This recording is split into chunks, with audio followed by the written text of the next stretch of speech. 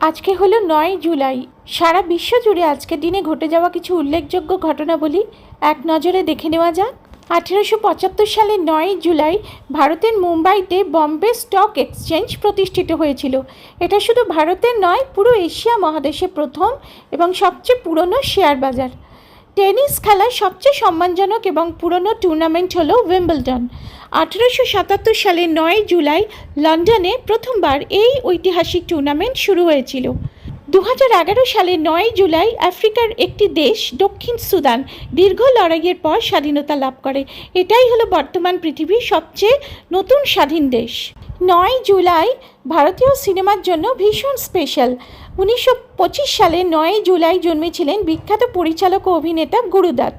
বলিউডের আরেক প্রবাদ প্রতিম অভিনেতা সঞ্জীব কুমারের জন্ম হয় 1938 সালের এই ৯ জুলাই। ইতিহাসের পাতায় গুরুত্বপূর্ণ ঘটনাগুলোর মধ্যে কোনটি আপনার বেশি ইন্টারেস্টিং লাগলো সেটা কমেন্ট করে জানাবেন।